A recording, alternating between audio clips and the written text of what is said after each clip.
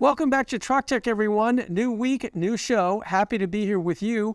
We are going to take you back out to Anaheim, California this week, where the Advanced Clean Transportation Expo occurred last week. We had an opportunity to catch up with Rick Dauch, who is the CEO of Workhorse Group.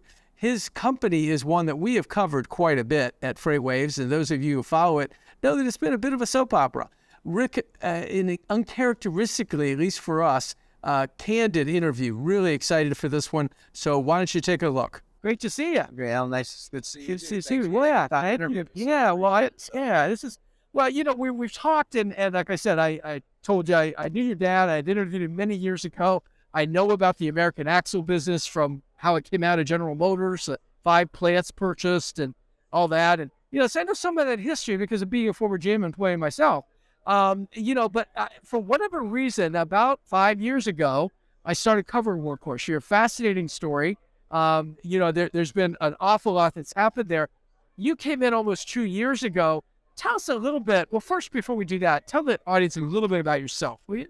Okay, good. So I'm the oldest child of my mom and dad. Okay. So I kind of grew up in the auto industry. You know, I was born at Purdue University when my family moved to Flint. My dad worked for General Motors. I grew up in Flint, Michigan, until I was 13 and moved down to Bloomfield Hills, Michigan. And just kind of like automotive's in my blood, I chose to go to West Point, play football there, and get engineering degree, serve the Army. Got out, went to grad school at MIT.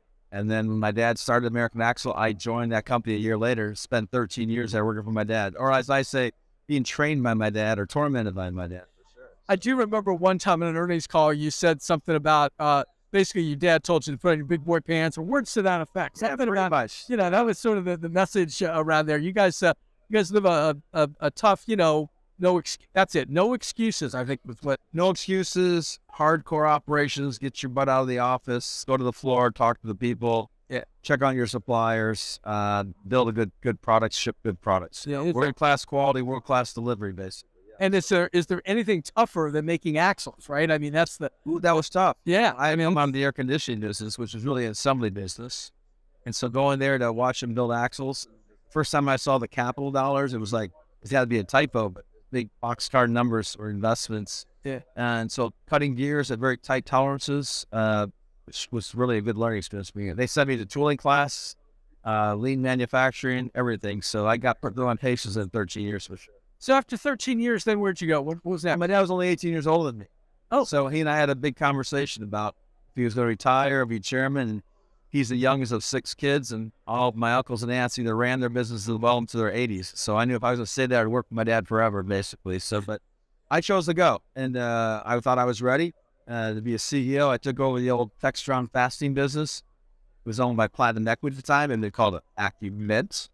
I think we had 49 plants, 19 distribution centers around the world. I took over 90 days before the global recession. Oh my. So I had a $2 billion revenue company doing about $100 million EBITDA. Within 90 days, I had a $1 billion company doing negative EBITDA and on the verge of bankruptcy. So that was really a baptism of fire as a CEO. I'd never really worked in France before. 7 plants in France, 5 in Germany, a bunch in Asia. So we had to figure out how to save that company from going bankrupt. It was tough duty. And I give the Platinum Equity guys standing by with me. We got that company through on the other side, so turned it around. And after that, when did Delphi Technologies come into the view? Yeah, between Acumen and Delphi, I went to a company called AccuRide. And AccuRide is the old Firestone Wheels company that was purchased by Bain Capital, a guy named Mitt Romney. Oh yeah, I've heard that. Turned into AccuRide, and that was then basically made steel wheels. And then they merged with another company called it was a multi-asset company, all in commercial truck space. So I spent almost 11 years there, and I got to go to Delphi. And Delphi Technologies had been spun off from Delphi Automotive. They had lost quite a bit of market cap in their first year, and I got there. Quite honestly, in the first 90 days, I realized we had a big what I call tooth-to-tail ratio issue. We had 24 factories and 25 technical centers. That's a lot. When we did the benchmarking there, we had 12% of our cost was R&D and 7% SG&A. And that was like almost double what the rest of the guys were in the industry. So we had to go through a massive restructuring there too, which is tough. Right. Closed 9 tech centers, closed a few plants while we were building up the electric truck. The guys have made a great plan to build up the EV side, the inverters, et cetera, battery management. Those plants were just coming on board when I got there. So we were going through the launches. We were also doing the conversion from a diesel fuel in Europe to gas fuel. So we had to close old plants in the western part of Europe and build new plants in Romania and Poland. And those were going through some tough launches. And Right. I'm a hardcore ops guy, so that's perfect for me. Like, go in and get the launches squared away, restructure the headquarters, do some things. I think you mentioned, though, in there when you talked about EV, which is obviously what the whole ACT Expo now over, but, we're talking during the ACT Expo. That must have been appealing for Warner, which now is really pushing hard and is actually seemingly, I think they might be now spinning off or setting off some of the things you sold them. Very good. Very good. You've done your homework for sure. I went to the show, the CES show in Vegas on my first day as the CEO of Delphi. On the second day, I met the CEO of Borg Warner, Frederick. Yeah. And he told me he was interested in my EV business. And I said to him, hey, I've only been here a day, but I know that's a very important part of my business. Give me 90 days. Yeah. And when I went around the world, I realized how fast the EV side of the business is going to grow. We're going to go from like 1 billion electric type components up to $4 billion of revenue. Mm-hmm. While the diesel is going from 1.2 down to 200 million, just the aftermarket base. Right. But there was still a place for fuel, right? And especially in heavy trucks. But what it taught me over at Delphi was this. The rest of the world was moving to EV faster than the United States. Mm-hmm. China was going very fast. Our biggest customers for our EV business were in the Asian market. The second biggest were in France and Germany. We had over 100 engineers working at one of the German OEMs just on the software writing for their future EVs that are just coming out in model year 24 and 25. Yeah.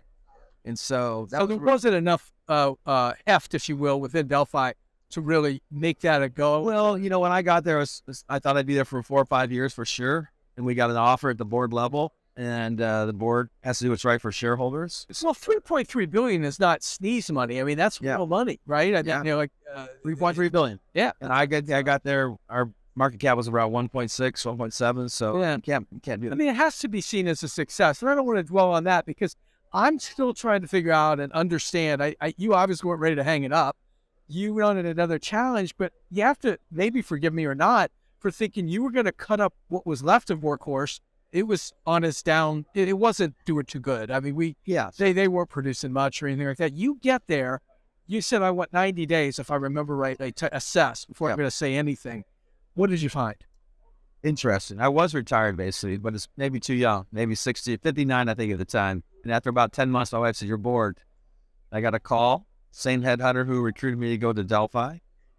And he said, hey, I got something for you. I thought for sure it was going to be another big tier one turnaround. He said, no, it's interesting, dynamic. It's a small startup in Cincinnati, Ohio called Workhorse. So I did my research. Looks like they had a good van. Had some production issues they had to get through in supply chain, which is what they told me. And so I said, okay, I'll do it. Why not?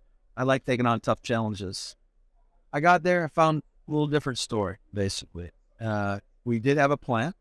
It was in bad condition. Not as bad as the axle plants we took over from General Motors back in 1994, 95, which I cut my teeth there. Yes. Not as bad as some of the plants I took over at Acunit, plants from the 1800s and 1900s, or even at Accuride. The plant at Gunite was built in the 1840s. So it wasn't that bad. But it was old and tired and been left to die by a private equity guy, I'll say.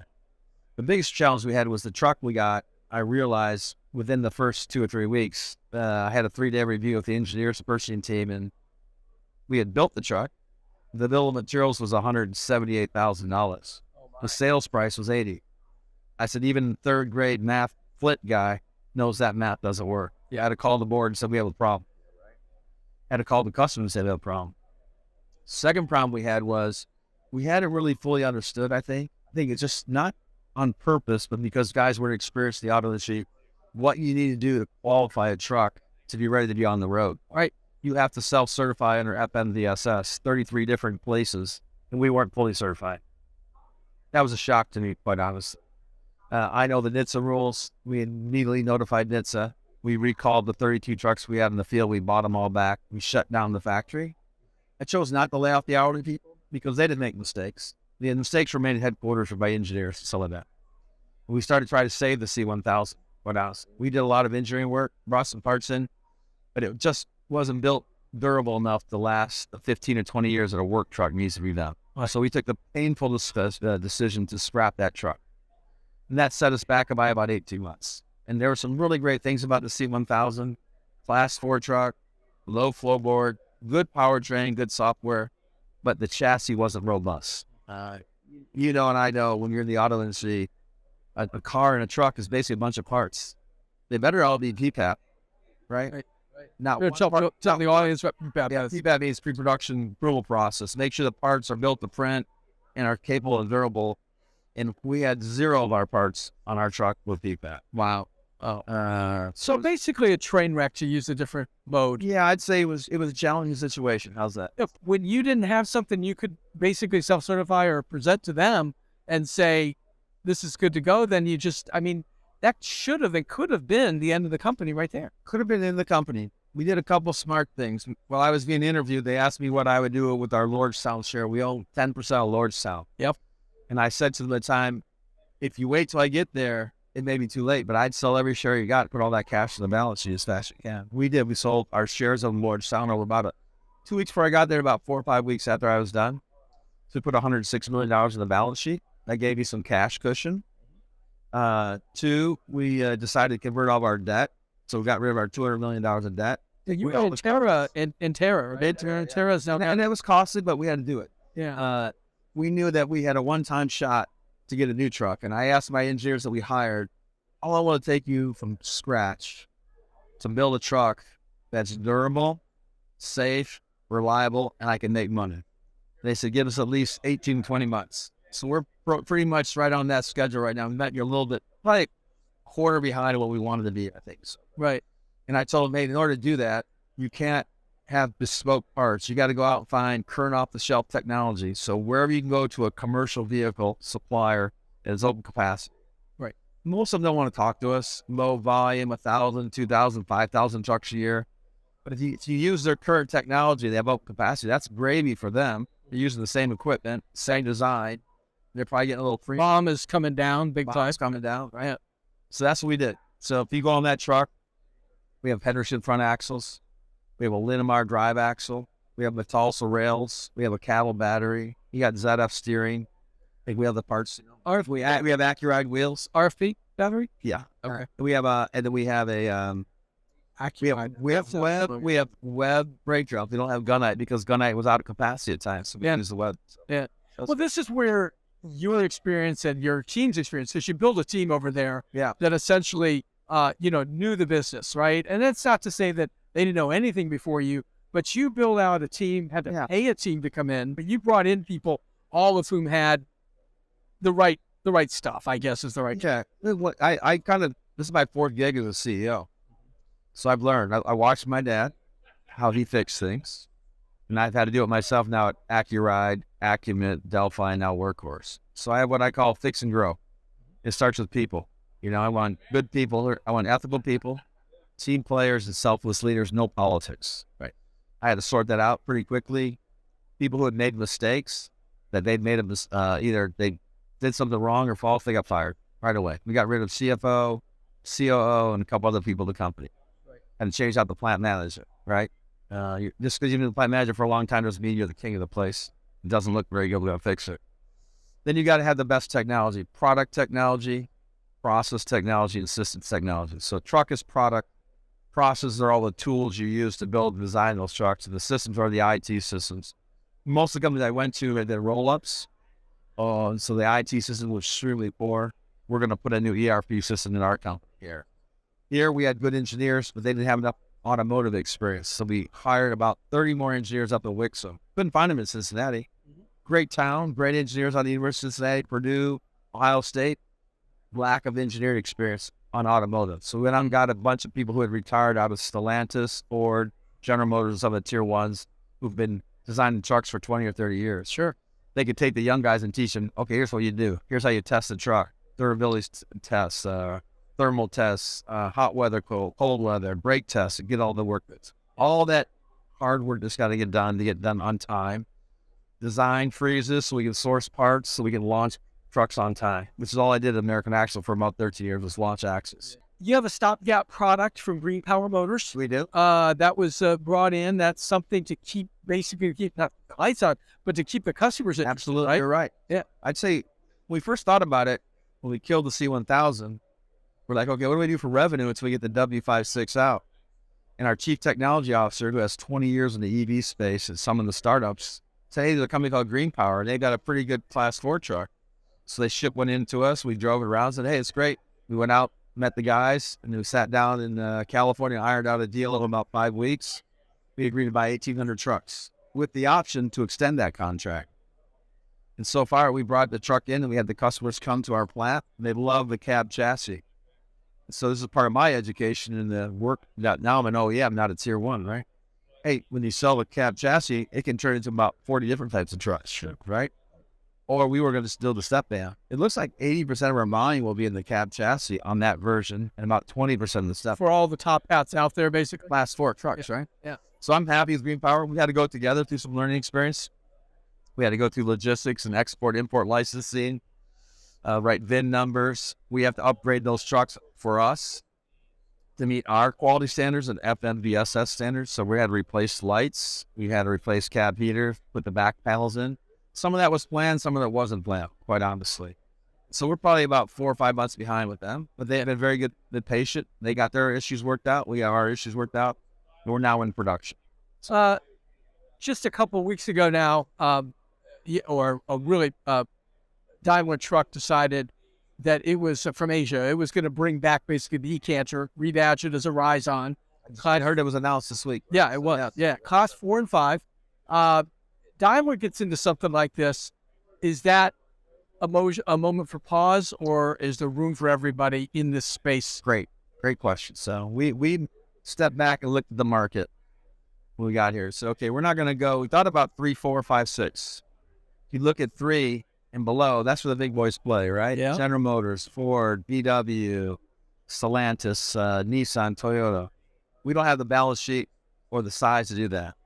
If you go to 7, 8, that's where the big boys play up there. VW, Traton, Daimler Truck, Volvo, Mack, Packard Group, some of the big Chinese Indian guys. So the 4, 5, 6 niche is perfect for us. That's the work truck, where I used to be on the board at Shift to Spartan Motors, right? Oh, okay, sure. You look at that. Now a competitor, by the way. Now I had to leave the board. Yeah. I went in and said, hey, I've got an offer to go be the CEO of Workhorse. And so I had to leave the board. I'm still a shareholder, happy shareholder. Even when I was at Shift took a look at Workhorse at the time.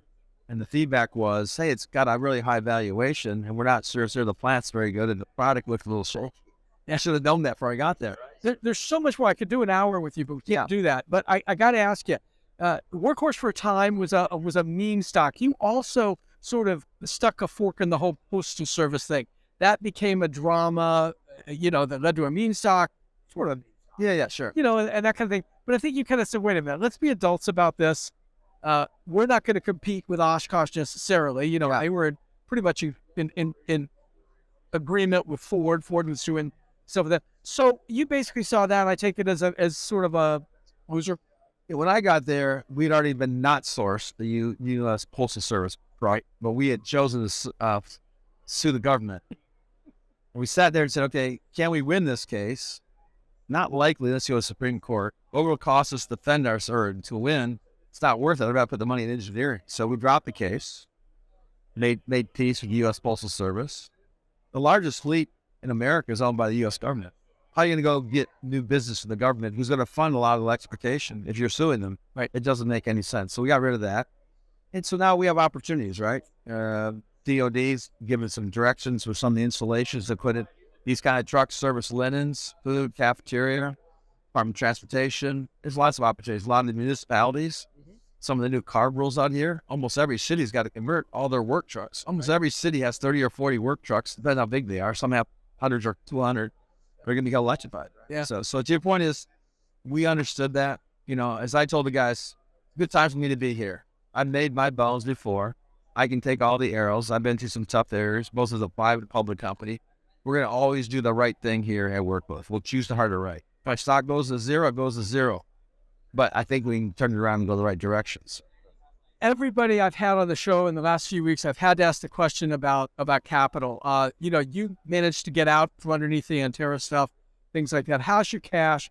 Do you have an opportunity I don't even know where you are today, but this is not an easy time to raise money. Do you need some more money? It's almost If you go, I was just talking to some bankers here today at the show. 2 years ago, money was free. Today, money is not available. It's only the ones who are going to be able to perform are going to be the ones who are going to get the capital down the road. There's going to be a massive consolidation in EV space, commercial EV space. The cost to go from startup to a real OEM is hard. Tooling money, plant money. So I've always said we're not a fake EV company. We're not talking about building 2 or 5 plants in 1 or 2 years or 25 plants in 5 years. We have a plant. It costs us about $50 million over 2 years to retool it and make it look like a world-class plant. Our cost to design this vehicle around $40 million.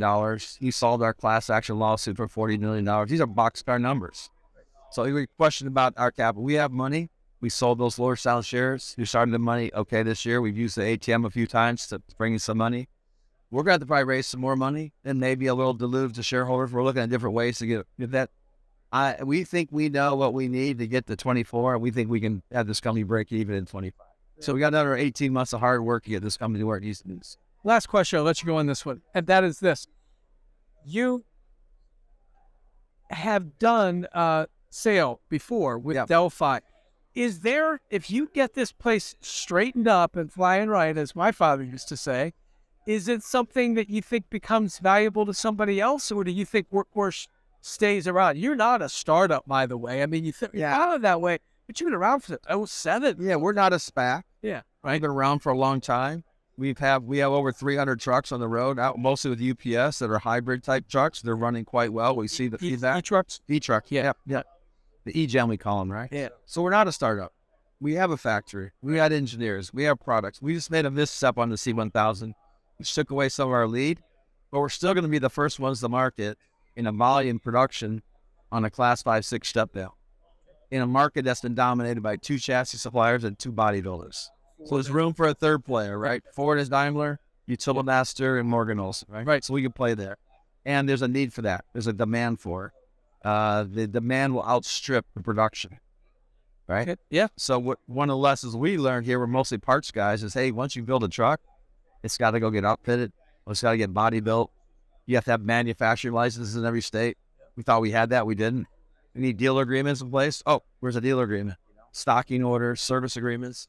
So we're going through all that commercialization right now. So we're close. I like to say we jumped in the river. It was cold. It was fast. It was deep. We're almost to the other side of the shore. Got to swim a little harder to get there.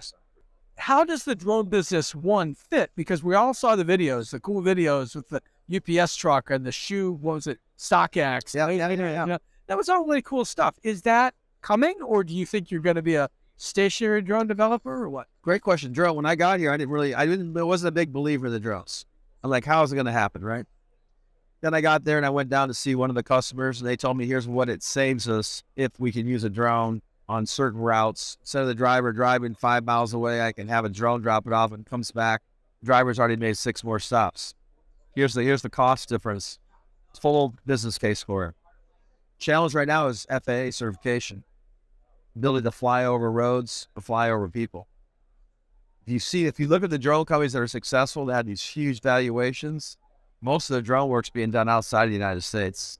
Zipline, others, doing stuff in Africa, right? Ship to ship to an oil platform. Interesting difference, right? First thing I ask my guys, if our drone can carry 10 pounds, what else can I do on that besides deliver a package? They said, well, we could put a LiDAR system on or photography on it, and that's what we're doing. We're doing a lot of scanning work as almost grant development money, U.S. Department of Agriculture. Okay. And so we've done 2 big grants for them right now in farms down south, rice farms, so they can learn where to put their irrigation out, mapping things, checking out different areas along the waterways that might be failing. So we think we're going to pivot a little bit. We're still working on the drone package delivery, but that's probably farther down the road. We have some trucks that have sliding roofs, so we can take them off and on. It's pretty difficult, but we might be able to pivot to like a drones as a service. We've also come up with what we call we have the Horsefly, which is commercial, right? And then we have the Falcon. The Falcon is a stripped down version of the Horsefly. It's designed for very austere, tough conditions. Human assistance and logistics support, basically. We can deliver packages to people. If a hiker broke his leg in the mountains, I get him a canteen or a space blanket or blood. so much more, but thank you. Great to have you. Appreciate it. Really Thanks. appreciate you being on. Well, we hope you enjoyed that. We told you to be candid. I don't think we disappointed on that front. Next week, we hope to have the folks from Enride with us to talk about teleops and some other things that are going on in that part of autonomy. We will see you next time. Thanks for being here.